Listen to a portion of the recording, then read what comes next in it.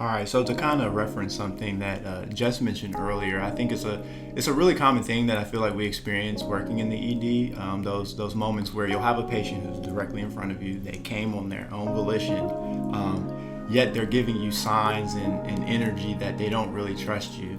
I think that's a really interesting point to kind of speak to, just because that's a paradox in itself.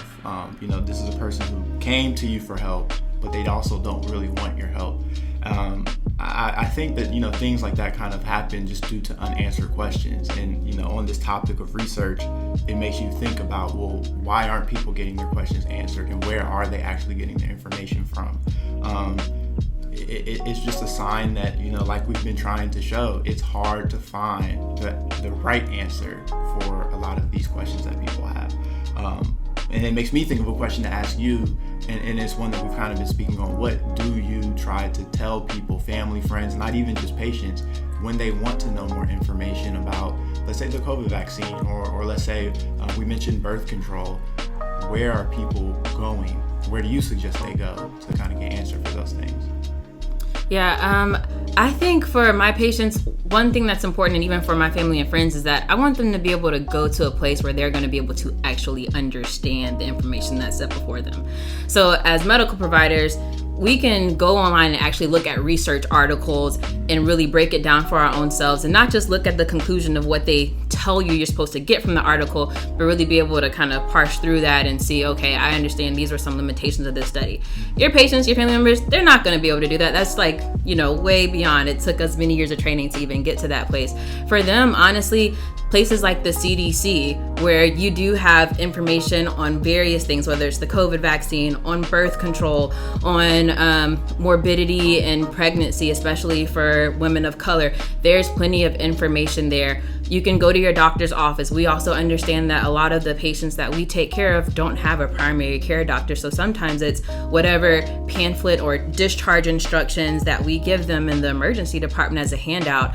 I think one of the very specific ways is taking the time to talk to your individual patient or your family member and figuring out what are some of those gaps in their knowledge. What are some of those things that prevent them from being able to trust what is already being put out there regarding the COVID vaccine or whatever the case is.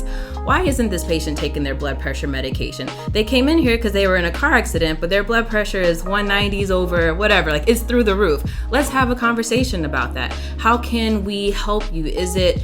Is the problem that you don't have those medications and you're having problem actually getting to it? Do you have them and there's a reason why you don't care to take them? So really meeting people where they are is most important, I think. Yeah. No, I think that those are all really great points. Another thing that I think is important to share with people, I always tell my patients too, because I'll have folks who come to me and they're literally pulling up an article that they read. Oftentimes there's fine print or subheadings where it says opinion piece. They never even took that into consideration. I think that those are things that are important to help people understand, because it shows you that this is what someone's thinking, not necessarily what is fact. There are different things out there. Google Scholar, it's a little bit different than Google, where the information is a little bit more vetted and peer reviewed even. And a lot of those are, my mom's a teacher, so that's the only reason why I know a little bit about this, but they try to peer review the information but break it down into layman's terms. There's Ohio Link, there's Galileo, there's different databases that are out there that people can utilize for free, sometimes with some money, but oftentimes for free, that can really hone in on what people are actually looking for. So those are just a couple of things. Yeah, I think those are some solid options that you gave. All that we're trying to do is give people information in the way that they can understand it and actually make a decision, because we can't just tell people what to do. That is never going to work, and we can't force it on them. It has to be a choice. And they're only going to make that choice if they truly understand why it's beneficial for them, truly understand the risk, the benefits, and can see how the benefits outweigh those risks in certain situations. Right. And one of the last things that I definitely wanted to try and speak to is just this idea of trust kind of existing on a gradient. There are times where you're very trusting of what's happening, and there are other times where not so much. And so for myself, when the COVID vaccine first came out, being a student at a medical school, I was one of the first few people that they, not really asked, but almost forced us to get the vaccine. And I understood the reasons why, but I myself was kind of uncertain of how this would go. Obviously, things worked out, but I wasn't someone who just immediately jumped on board to the things that were happening. But it was me doing my own research, being wrong about certain things that I made, some preconceived notions that I may have had. And so I always try to challenge my patients, friends, family to, with the same energy that you are looking to be right, also be accepting of possibly being wrong. I've had patients teach me about things that I've never heard of, and I'll tell them in the moment, I did not know that. But I also try to tell them, when someone tells you something you didn't know, have that same energy.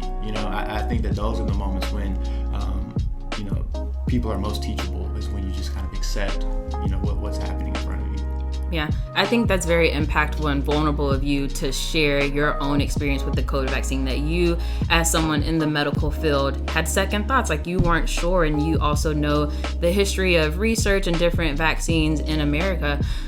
So that's very relatable for patients as well, for you to be able to say, I was a little bit hesitant as well. I had to do some information. I watched some other people get the vaccine first and kind of, talk to them about what happened. And then I got to a place where I felt comfortable making this decision, and I understood why it was beneficial for me and for the community at large. Right. So yeah, that was huge. Yeah. Thank you for sharing evolution. That. Yeah. Yep.